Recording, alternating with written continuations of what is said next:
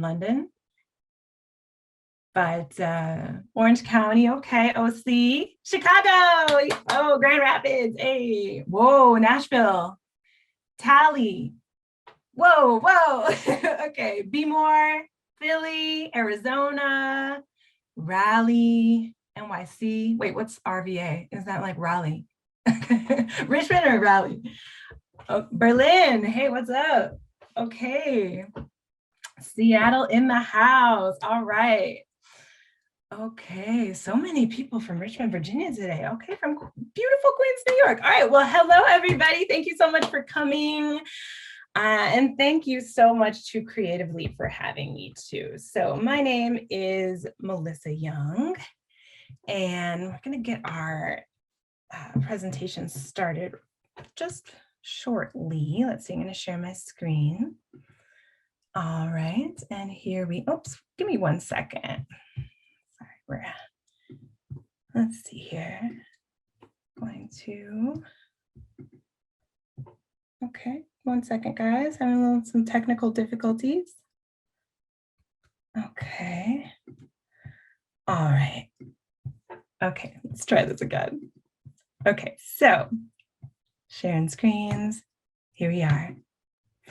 Okay. So thank you for coming to my Overcoming Imposter Syndrome class. We're just going to get started now. I'm going to go into presenter mode. Okay, so my hope for today is to give you kind of the blueprint for overcoming imposter syndrome, or for better managing it, right? Because a lot of times these things are not something we just like overcome and it's done. It's like learning to ride a bike. And if you stop, you'll always kind of remember, but you might be shaky. So it's best to really just like learn the tools and try to implement them as, you know, as frequently as we can, so that in your life, it won't be such a struggle. And you won't have to deal with it for as long or for as intensely as I did. And just kind of reflecting back on what my, process was, it was certainly not straightforward as to how I arrived at a healthier place. So my biggest honor and my greatest joy is saving others from having to slog through it. So we'll get started with our intro. So hi, I'm Melissa. I'm a recording artist. I'm a therapist, and I'm hella intersectional. I have a lot of different elements to my identity. So my father is African American, my mother is European American, so I'm biracial, and I was raised sort of on the south side of Chicago, right? Just a little bit outside of it. And let's see. And sorry, I just want to check the time, make sure. Okay, we're good. All right. So, oops, sorry, guys.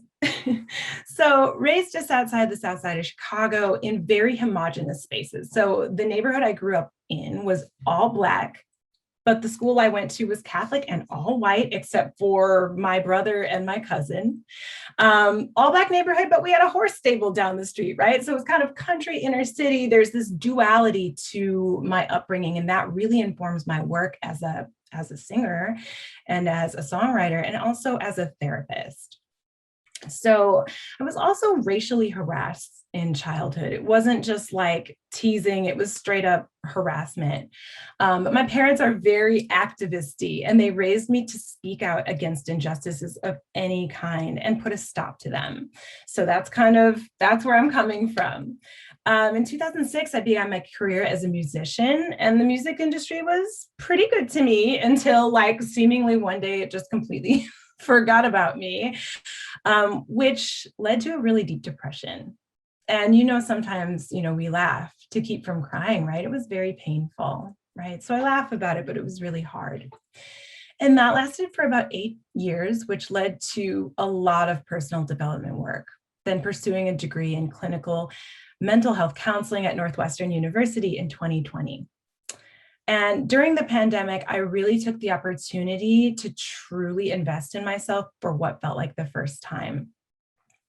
And in that undertaking, I learned that an investment in yourself is the only investment that will always pay you back, right? So just take that one with you, let it sizzle, put it in your pocket, keep it for later.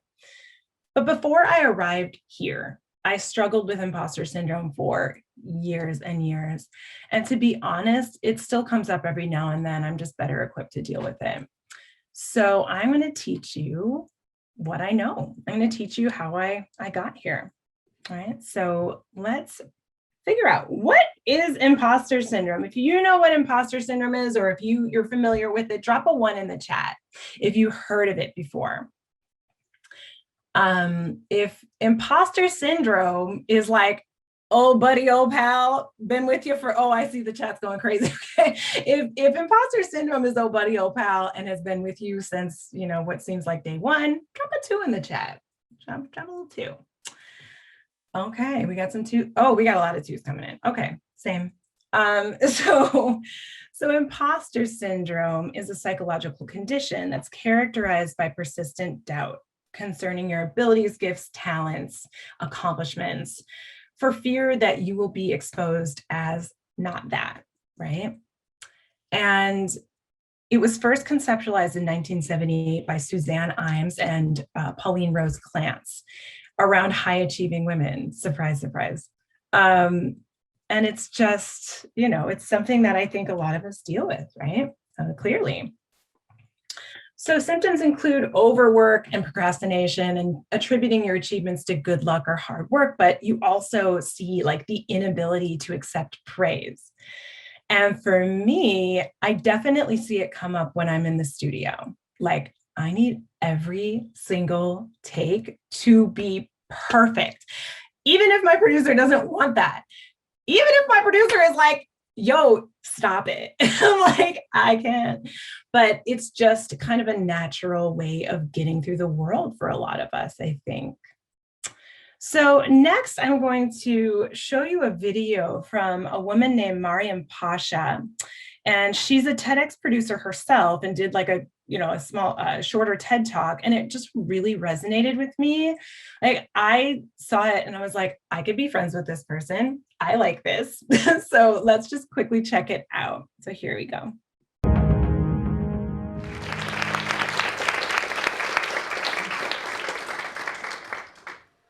Do you remember this guy? How about him? I bet you thought you left them in your childhood. Well, gremlins are real, and it's about time we all started talking about them. Gremlins are those little nasty voices in your head that tell you stories about yourself and that you believe. Things like, you're never going to be successful. You'll never find love. You don't deserve to be happy. I've had a gremlin problem since my early 20s. But let me give you a more recent example. When I was asked to give this talk, I was hugely excited. I mean, I'm a TEDx organizer, and I know what a big privilege it is to be asked to give a talk like this. But it wasn't long before my gremlins spoke up. You're going to give a TEDx talk? Really? What are you going to talk about? No one wants to hear what you have to say. And anyway, I mean, if you fail and embarrass yourself, which you probably will, none of your speakers will ever trust you again. That's pretty much how my gremlins have sounded for the last 10 years. Now, I've tried to fight back. First, I thought, I'm going to give them a high-pitched voice, like they've inhaled a bunch of helium. Because how can you take anything seriously that sounds like this? But the helium wore off, and the voices were as loud as ever. So I thought, you know what, I'm just going to reason with them. I'm going to prove to them that they're wrong. But the gremlin said, yeah, okay, maybe you have been successful from here and there, and maybe you are smart, but the truth is, you're not smart enough. You're not good enough. And that was it. That one word, enough. And there was nothing I could do. That was their ace. So I thought, if I can't beat them, I'm just going to lock them up and push them to the back of my mind and try to ignore them. Now this worked most of the time, except when I was feeling stressed or nervous or low on energy, and then they would break through and pipe up and be as horrible as ever. A little while later, I came across an article about imposter syndrome. Now, imposter syndrome is that feeling you have when you feel like you're a fraud, when you feel like one day someone's going to find you out, when they're going to tap you on the shoulder and say, hey, you don't know what you're doing here, get out. It's when you feel like you can't do something, even when there's evidence that you can. Now, imposter syndrome was first defined in 1978 by Clance and Eames, and more recently, in 2010, Jarrett put together a definition using these three components. Imposter syndrome pops up all over the place, like when you're about to start a new job, or maybe when you're starting university or a PhD program, even when you're asked to do some public speaking. And the thing is, imposter syndrome has been known by lots of names: imposter phenomenon and the fraud police. Originally, the research focused on women, and it seemed to say that high-achieving women were more likely to feel this way than men.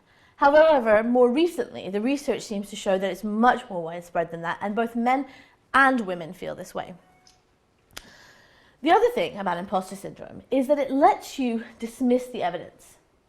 It lets you attribute any kind of success or achievement to luck or someone else doing you a favor.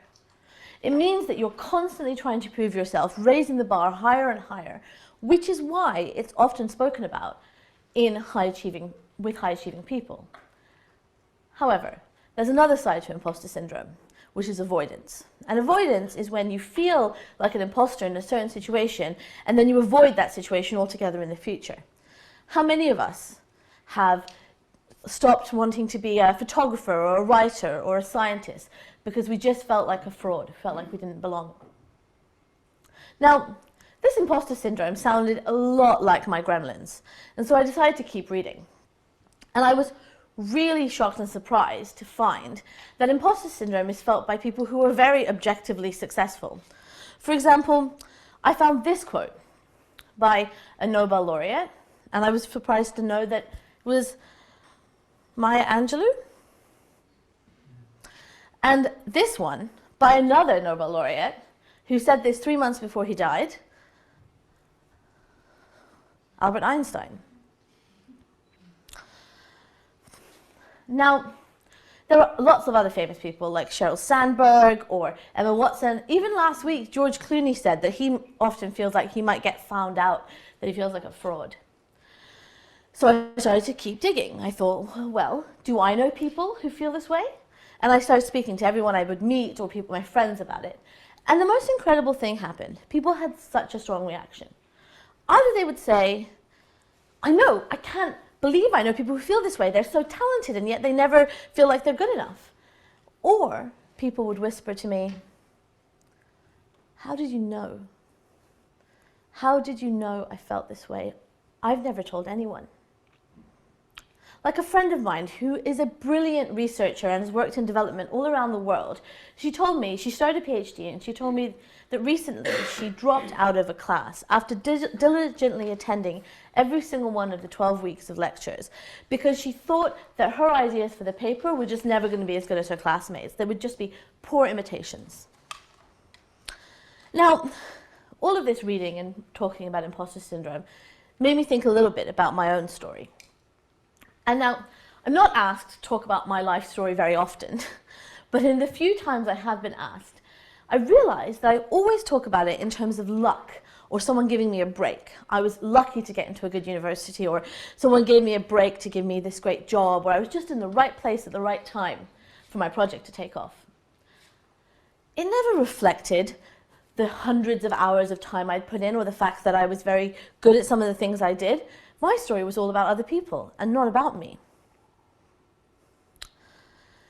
Now, the thing that bothered me the most about imposter syndrome, both the way I felt it, but also in the way that other people that I spoke to felt it, was that it meant that you never took joy or pleasure in your achievements. You were just constantly trying to prove yourself, constantly trying to do more, and you never took a moment to just feel great about what you'd achieved. And so, spurred on by this and by all the stories I'd heard, I thought, I'm going to write a book about imposter syndrome and my friends' experiences. That was my first thought. My second thought was, I can't write a book. I mean, I don't know what I'm saying. There are people who are better off that could write about it, and really, I'm a terrible writer. Luckily, I wasn't having this conversation alone. I was talking to my partner, and they pointed out promptly that if this was the first thought I had about writing a book about imposter syndrome, that I should probably hurry up and write it. So, they say that if you want to commit to something, you should make it a public announcement, a public commitment to it. So this is my public commitment. I'm going to write a book, and I'd really like your help. I'd really like to hear your stories about your gremlins and about your experiences with imposter syndrome. You can send them to me online via mygremlins.com. Why? Why should you share these stories with me? Why should you tell me about your gremlins?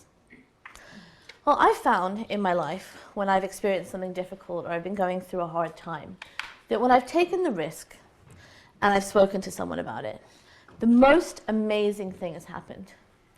This space has opened up for empathy and for solidarity. I've felt heard, the other people have shared their stories, and I've realized I'm not alone. Because that's the thing about imposter syndrome. It's a secret society. Everyone's a member, and nobody talks about it. I don't know how to stop feeling like an imposter or how to silence my gremlins yet. But I do know that by recognizing these feelings and talking to other people about them, I've stopped carrying them around like some kind of big secret. By being able to identify these imposter feelings and recognizing them for what they are, I've been able to know that they are just feelings and not facts.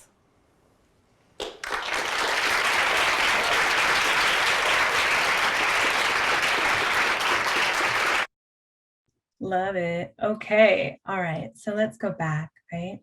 So actually, we'll stay. I have like this very rigid plan for how I'm going to do this talk, but I wanted to kind of go off script a little bit just right now because I wanted to bring this up. Did you notice how nervous she seemed? Did you notice how she was like stammering and stuttering and can I also disclose that is how I feel right now. I am so scared. This is a scary thing. And anytime you go out there and you're like, like I got this thing that I want to show you, that this is what you will encounter. I even like feel like I'm tearing up. I'm getting emotional. Geesh. But thank you, thank you. Oh, but you know what I mean? We all feel it. No matter where you land, no matter how far you go, you're going to encounter it, right? So it's normal. Okay, so let's get back on our little script, right? So, okay, now that we've heard about Mariam's experiences, which I just thought was great video, I want to check in with ourselves, right? I want us to look at like, okay, we've all identified that we have encountered imposter syndrome in some way, shape, or form. But let's kind of like get more granular about like how and where and how much. So the psychologist that I mentioned earlier, Imes and Clance, actually created a measure to gauge where your imposter syndrome is. And so today we're going to take it all together, all supporting each other and just see where we land. So I'm going to pop over to that. It's called the Clance IP scale or imposter phenomenon scale. And we can just like read through it together. So it's, for each question, please circle. I mean, you can just like open your notes app on your phone, or like if you have, pen and paper, you can just write it down because we're going to add them all together. So just indicate which statement is truest of you. And it says it's best to give the first response that enters in your mind rather than dwelling on each statement and thinking about it over and over, which I don't know about you, but that's my normal. So, okay, let's just start. Are we cool? We got our pens and our notes apps and stuff. Okay. So number 1 is I have often succeeded on a test or a task, even though I was afraid that I would not do well before I undertook the task. And if that's very true, don't be shy. Put that 5 down. if it's not, indicate something else, right? But the first thing that pops in your mind. Okay, so moving on to number 2. I can give the impression that I'm more competent than I really am. And make sure, I see Jen, you just put 5 in the chat, and thank you for sharing. I just want to make sure you're also taking it down on your end so that you can add it up at the end, just in case it gets lost.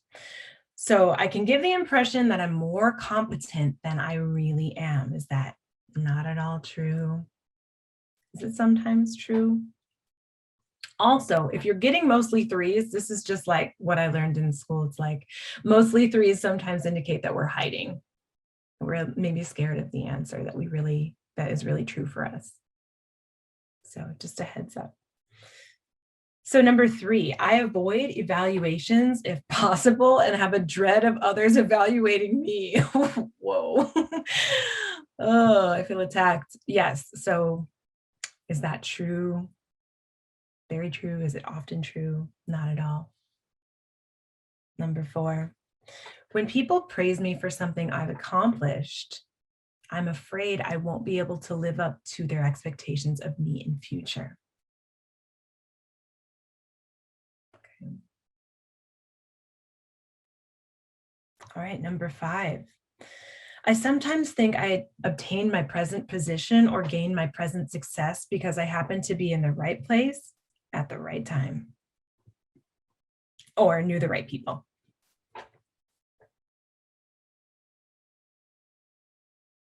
Number 6, I'm afraid people important to me might find out that I'm not as capable as they think I am. Whew, jeez. Oh, all right. So number 7 is I tend to remember the incidents in which I've not done my best more than those times that I have done my best.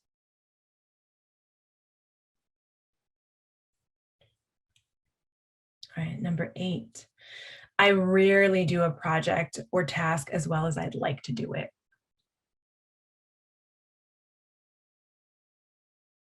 Sometimes I feel or believe that my success in my life or in my job has been the result of some sort of error.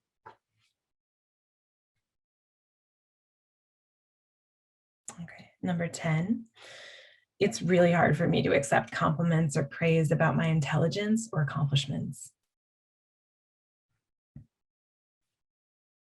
Okay. Number 11, at times I feel my success has been due to some kind of luck.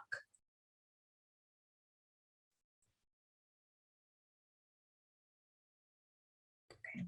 Number 12, I'm disappointed at times in my present accomplishments and think I should have accomplished much more.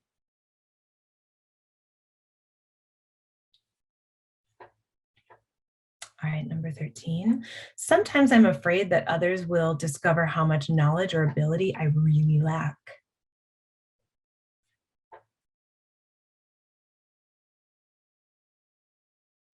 Number 14.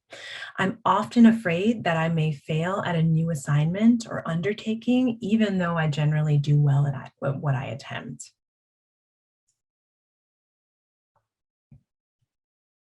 Number 15. When I've succeeded at something and received recognition for my accomplishments, I have doubts that I can keep repeating that success. Wow, these questions, guys. Oof. What if, I'm sorry, if I receive a great deal of praise and recognition for something I've accomplished, I tend to discount the importance of what I've done. Yeah, that one was deep. I was like, "Ooh, do you know me?" Um, okay, so number 17 is I often compare my ability to those around me and think they may be more intelligent than I am.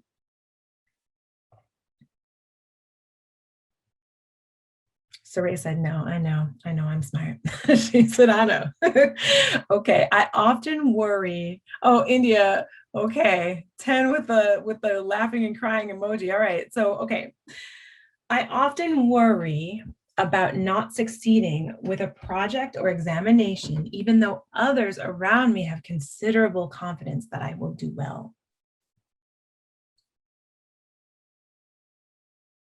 Okay, for number 19, if I'm going to receive a promotion or gain recognition of some kind, I hesitate to tell others until it is an accomplished fact.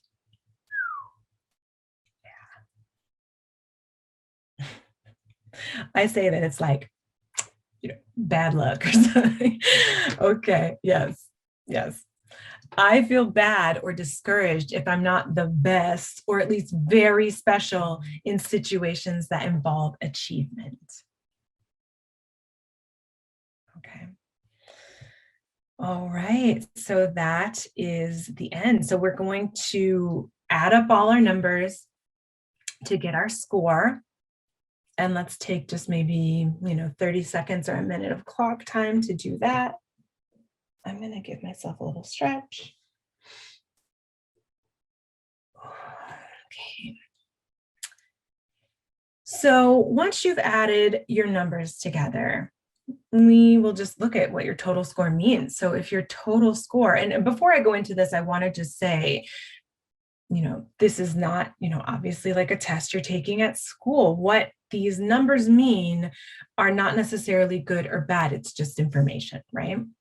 So if the total score is 40 or less, it just means that the respondent has few imposter characteristics right now, right? And if the score is between 41 and 60, that means you have moderate IP experiences. A score between 61 and 80 means that you frequently have imposter feelings. And a score higher than 80 just means that you have intense imposter feelings pretty often, right? So the higher the score, more frequently and seriously, that imposter syndrome interferes with your life, okay? So let's go back to our presentation. Thank you, Canva. Thank you so much. Okay. So like I said, right, this is just data, right? It's just information, and it's good information because it tells us where we're at. And with that information or data, we can do something and take action toward change and toward growth, right? What may have just been hunches before, just like, yeah, I know, like imposter syndrome, now we know where we're at. So let's continue on, friends. So fear. The root of this is all fear. Now, I often explain to my clients, right? Because when I'm not recording, I'm seeing clients in my week, and I try to tell them all of them, that there are only two energies in the whole world. There's love and there's fear. And underneath the umbrella of love are all the warm and fuzzy things, right? Like playfulness and freedom and ease and peace and joy. And under fear are all the negative things, right? Like imposter syndrome and hatred and indecision and paranoia and things like that. And moment to moment, we are choosing which path to walk down. Very often, we're choosing the path. We're choosing the path that is most familiar with us, right? And what makes a path familiar? We'll get into that in just a little bit. But perspective is everything. Now, when we're faced with something difficult, we all experience some level of anxiety, right? So obviously, it just disclosed to you that I was feeling it, right? So if this is true, why do some of us interpret the anxiety as proof that we're a fraud?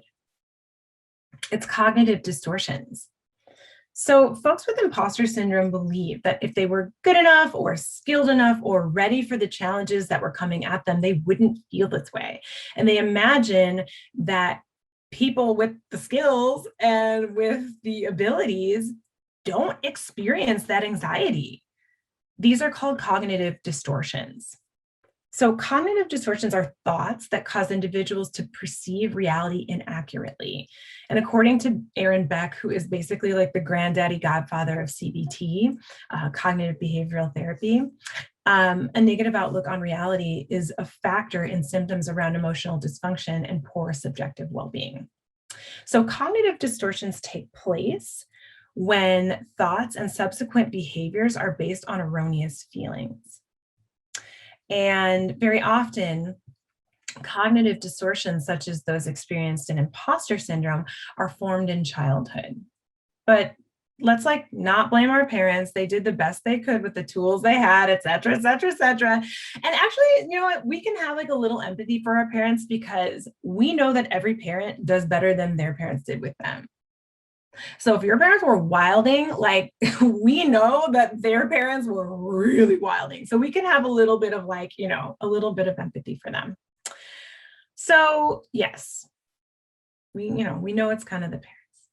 And the bad news is, yes, that sucks that, we did kind of get stuck with these circumstances, and it can feel completely debilitating. But the good news is you are fully not alone, right? So just like in the video that Mariam Pasha was talking about, or where she was talking, up to 82% of the population experiences these feelings.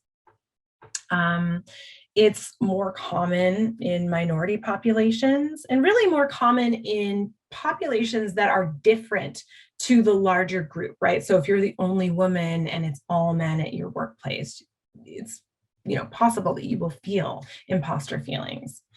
So several researchers have reported a high occurrence of mental illness in the families of individuals within creative populations, especially mood disorders. So what that means is like when we're looking at creatives, most of us come from families that don't have that like perfect sheen or veneer. And the mental, I'm itching, I'm like the mental itch, I don't know why I'm saying it, but the mental itch that it leaves me with is whether like these mental illness occurrences contribute in some way to our being creative.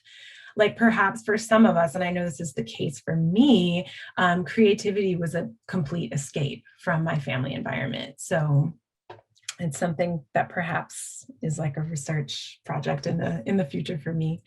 But it seems like a lot of what contributes to our imposter syndrome is due to both nature and nurture, meaning our earliest experiences with our caregivers. So, and I wanted to say also this middle bullet point here, it's more common in minority populations, and it's an even stronger predictor of mental health issues than minority identity. So before we move on. So let's look at the role of neuropsychology in all of this, right? So many psychologists who specialize in personality traits believe that there are 5 basic types, right? They're referred to as the big 5. They are extroversion, agreeableness, openness, conscientiousness, and neuroticism. So research shows that folks who exhibit maladaptive perfectionism, AKA, like the big daddy symptom of imposter syndrome, and who also experience anxiety, can be classified under that neurotic group. So, all right. So you might be wondering why we have this like little squiggly like Play-Doh thing. Well, remember when we got Play-Doh when we were little and it was like brand new out of the container and it's like soft and it's pliable and it's malleable. But if you left it out for too long, it would of course harden and you couldn't play with it anymore. And sometimes Play-Doh would come with these little like cookie cutter stamper things. Well, our experiences as young children are like those stamps. So our brains are like Play-Doh and the experiences we have are like stamps. And as we collect these imprints or stamps on our neurological wiring, we're also aging. And that aging process is what hardens our little Play-Doh brains. So when we reach adolescence, we have a pretty solid and rigid way of being and interacting with others and moving through the world, as was modeled by our parents or caregivers. So with imposter syndrome, the main factor involved is safety-seeking behaviors and anxiety. The messages you received as a child taught you about yourself, but it also taught you about others' expectations of you, which helped to create your values and your beliefs. And this is kind of how we refer to in psychodynamic theory, your way of being in the world, otherwise known as your attachment style. So a 2015 study from Eastern Washington University found that individuals who endorsed feeling like an imposter were more likely to have a fearful or preoccupied attachment style. So when individuals have these beliefs, it's also seen that there's an association with lower self-esteem, surprise, surprise, and lower self-esteem. With those lower self-esteem folks, there was also an association with those individuals feeling more like an imposter when they did succeed. So again, we get these messages earlier in life, and our understanding of how to be in the world is informed by our parents, and it's not our fault. And it's not necessarily their fault either, but it is our responsibility to choose a different way of being. And I want you to take heart, because attachment styles are not fixed. They are fluid. They can be changed. So what does that leave us with? How to overcome this dusty imposter syndrome that we are so tired of dealing with. Oh, so here we go. I'm going to give you a few tools that hopefully you will implement. So your current beliefs and behaviors are based on this erroneous feeling or feelings from your neurological wiring that you're not as good as you're pretending to be.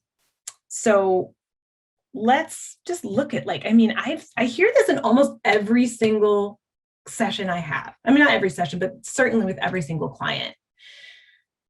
And it's like very diverse backgrounds from, like, from here, from abroad, from Chicago, from home in the States and abroad. And it's all of us, right? And what I've learned is that we all tell ourselves lies to keep ourselves safe. And the lie that we, folks with imposter syndrome, tell ourselves is that we require self-criticism and harshness to thrive. This is the lie. This is the lie. So, and I was like, I was writing these notes on the plane, and I'm like, kind of like writing it out. And I'm like, wait a minute, we don't lie to people that we love. Generally, why are we lying to ourselves? Right? Because this is our wiring. We don't know another way. So the secret to overcoming imposter syndrome is to break the habit of telling ourselves lies and to replace those lies with truths. But what does breaking that habit look like in practice? Well, the first thing you can do, and the first thing it can look like, this healing, is a gentle way of calling ourselves out or checking ourselves a little bit, empathic self-confrontation. So empathic confrontation is a clinical micro skill used by psychotherapists to gently remind clients that their cognitions or their thoughts, right, otherwise known as thoughts or behaviors, are in misalignment with their stated goals, right? In therapy and in coaching, we always start out with your goals. So if I see that you're like, I want this, but you're running over here, I'm like, all right, so we're going to do that with ourselves. So used with yourself, it can be just maybe a sensing that you're engaging in imposter thinking or self-talk, and recognizing that that's no longer helpful to you. And maybe you feel it like in your body. I know that, like, when I started this, again, like when I started this presentation, my heart was like racing. So maybe your heart rate spikes or your stomach starts to churn. So empathic confrontation with yourself takes that sensing as an indicator that you need to calm your body and redirect your thoughts. So how do we do this? The first way we can do it is with the stop technique. Stop technique combined with diaphragmatic breathing and a reframe. So if you've gotten the sense that you're engaging in imposter thinking, the next step is to stop yourself. And I mean this literally. Tell yourself to stop. I had to do it yesterday. I had to do it today. I do it probably every other day, maybe every day. And it's any time that your thinking starts to kind of just spiral and you're thinking about all of, like, the what ifs and, like, but what if this happens? And what if I fuck it up? I'm sorry. My bad, y'all. I curse. I also curse in session. That's just who I am. So what if I mess it up? Like, what if I, this or that? You tell yourself, stop. Okay. And you can say it out loud. If you're around other people, you can say it non-verbally in your head, but just say it and mean it, and say it a few times if you need to. Next, I want you to add in some diaphragmatic breathing. So diaphragmatic or belly breathing is a kind of breathing that slows down and settles all of the autonomic functions such as digestion and heart rate.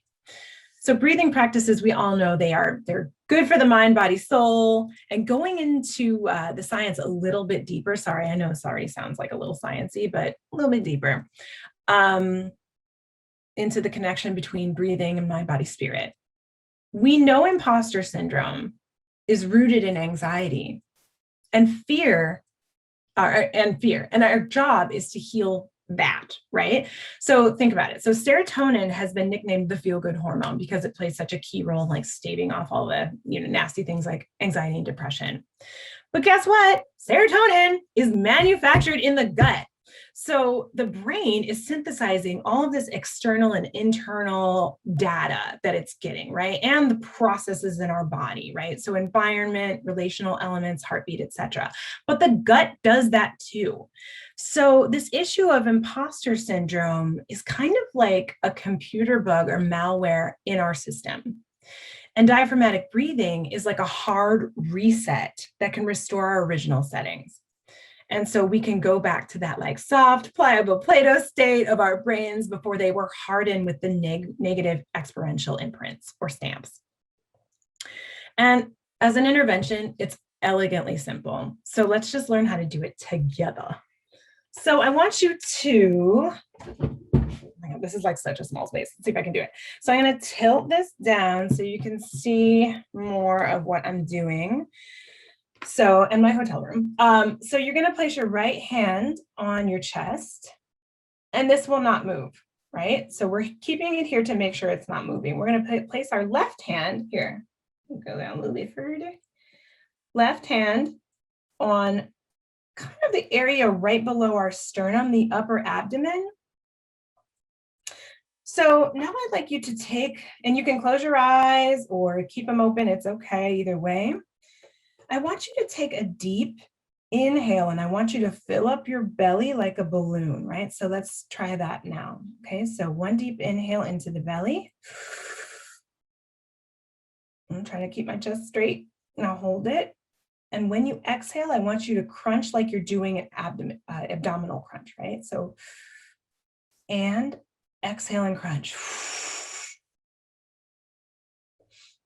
All right, so inhale again. Hold it for like 2. Exhale and crunch. We can get it all out.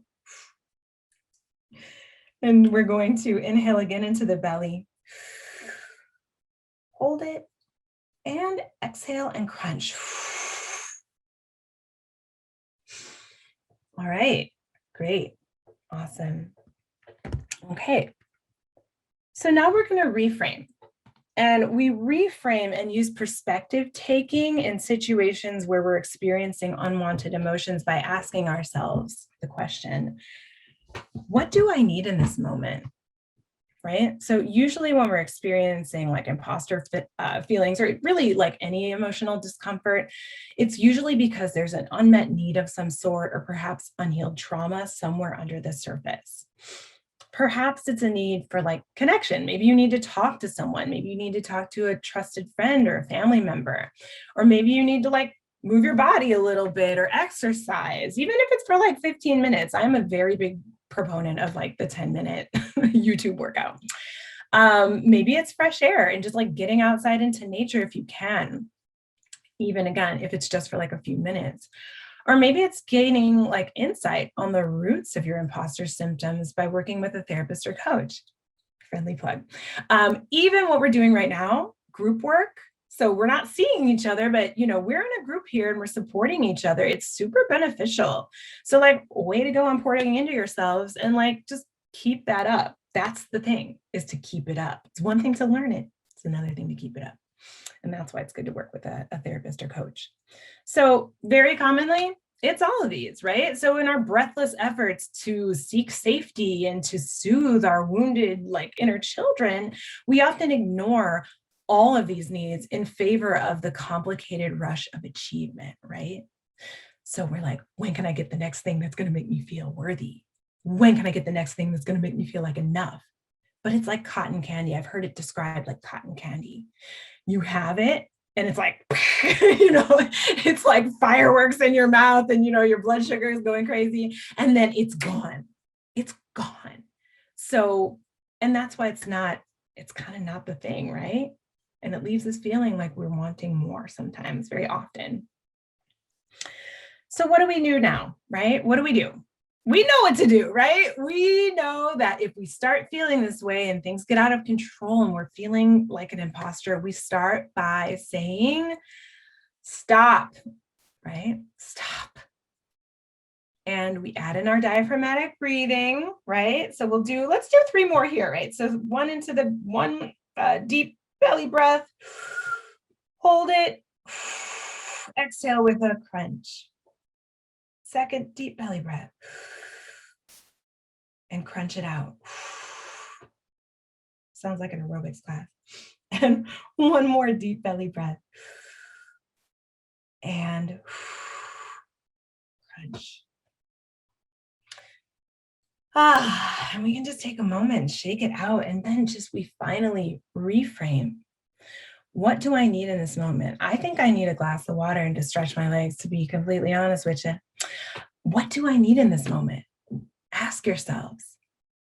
And this simple kind of 3-pronged, element intervention is how I went from cowering in a psychological corner for years to being able to feel safe enough to share my work and to share myself with the world. And although, again, it seems super simplistic, it's really how we rewire our brains for safety. That's the job.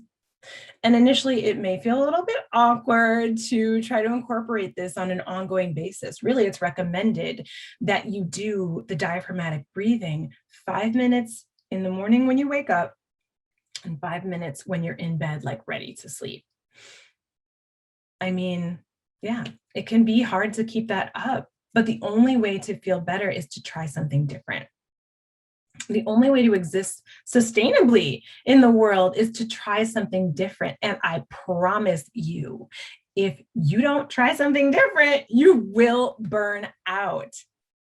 The only way to break these generational curses we hear so much about in popular culture, in the culture, is, the only way to do that is by trying something different than our parents did, than their parents did, and etc. So I urge you to take what you've learned here today and with as much compassion and self-love as you can muster, please try something different.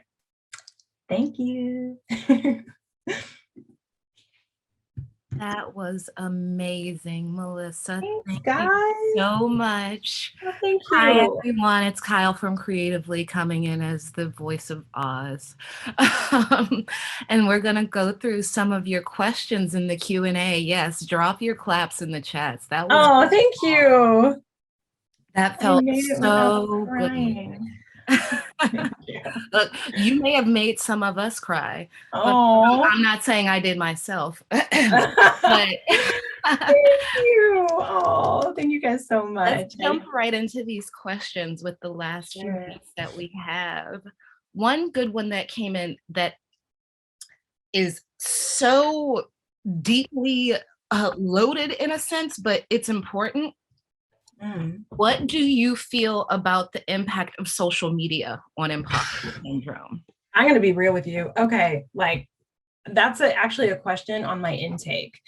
And I did my clinicals at an all-Black female practice, and that was on their intake. And I was like, can I borrow this? They're like, yes, because it's so relevant. And I think that literally comparison is the thief of joy. I don't know who said that, but I mean, Robin, thank you for putting that in there. But I say that all the time because it can be so easy to just, you're bored. Very often we're feeling very isolated, like in our screen heavy lives now these days. And I think it's just easy to whatever, just reach for your phone. You're like, and so this is not good. This is not modeling, but I will grab my phone first thing. Right. And so what I do when I'm being a good therapist and person, self-loving person, I keep my phone in the kitchen overnight, because it's not a good way to start the day. But as far as social media, yeah, it can be really hard to not compare and to not get sucked into that. I think the good way, the way that I go about keeping things healthy is that I look at it as a tool. It's a tool to bring a message to a greater number of people than I would be able to if I didn't use it. And I try to put parameters around it. Like my partner has this app. Actually, I sent it to a client. Yes, I text my clients. Like, psychodynamic folks text their clients, but let me see if I can find it. It's called Screen Zen. I'll put that in the chat. And it asks you before you go to open, you can put whatever app on there that you would like help managing. And so he put Instagram on his, and it asks you, are you sure you want to open Instagram? Yes, Screen Zen.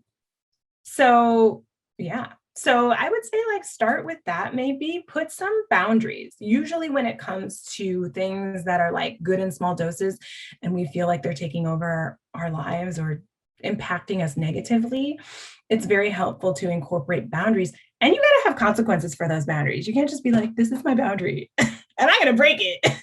So it's like, okay, maybe this is our boundary, and the consequence for breaking it is, I don't know, like no XYZ thing that I like this week. For me, that might be trash TV. Anyway. Hey, look, we all have our things. Yeah, we do. We do. My boyfriend calls me a raccoon. He's like, you love trash. Anyway, but we have our things. Go ahead. This is a good one. Did you yourself have a career mentor? I had a good therapist. I did. A career mentor. I would say that the closest thing to a career mentor I have right now is my producer. And he's just very wise. He's very tapped in and tuned into kind of God-focused, spirit-led creativity. And we just have these really amazing conversations where we talk about, our purpose. I mean, we also talk about stupid stuff too, but we talk about our purpose. And I think it's very important to have a person. That person doesn't need to be necessarily like have the title of mentor. It could be an auntie, it could be a therapist, it could be a coach, it could be your producer, right? But yeah, certainly I would say isolation is can be quite deleterious to getting over imposter syndrome. Beautifully answered. Another question, very good. Does imposter syndrome connect to burnout? Hell yeah. Yeah, of course. Because, right, if you're like working, okay, this is so funny. I was talking to my producer the day before yesterday. We took a long walk and had a long talk. And I was like, it's like being on a hamster wheel. And we think we need these accomplishments. And then when we get them, the carrot just goes further. Oh, my nails, I just got them done. But the carrot just goes further. And it's like, well, when does it end? Right. And I think that's what, hey, you already know, I don't slip. I just saw the pro nails comment. But I mean, it's true. We need to really be aware of how much work is too much, right? When we're hitting a wall. And it's great. It's great to be a hard worker. It's great to have like a good work ethic. But yeah, I don't know. I mean, there's got to be limits to it. You have to have boundaries with yourself. And I think that, yeah, it's okay to do in small spurts, right? It's okay to do like quick spells where you're like really locking in and really going hard, but that can't be all the time. My recommendation is that it is not all the time. Anyway. I love it. Another good one for us is the discerning, or being able to discern between the lies and the truth. Since if you believe the lies for so long, how do you know what's actually lies that you're telling yourself and what are the truths? Work with a professional. Yeah, I mean, that's like literally, it's so helpful to work with someone else. That's why I said I think isolation can be really detrimental to getting out of this, right? Because what we do, remember we talked about the empathic self-confrontation. Well, what a therapist or a coach will do is confront you in the most kind and gentle way to say like, you're saying this, but I'm noticing that there's this and there's this and there's this. And so being shown that gentle mirror on yourself and your behaviors and your beliefs can be extremely insightful and illuminating. So I think that would be my recommendation. Awesome. And our last question, how has your life changed due to you using these techniques to overcome imposter syndrome? Well, I think, it's a really good question. I think that before, it's so funny because I just saw a comment saying my therapist said, be a human being instead of a human doing. Who said that? Who said it? Robin, just coming with the gems. So I think it was that, right? Like before, when in the first iteration of KidSys 1.0, I felt like I had to prove and do and just, it was just human doing entirely too freaking much. It's just like, human, calm down, right? And so now the difference, it's a very subtle feeling, but the feeling is of just being and being okay with myself and trusting my instincts. And it's a quiet confidence. And I think true confidence is quiet, because you just know. You know yourself, you love yourself, you know the feeling of other people who vibe like that. You can sense it. Your instincts get better. And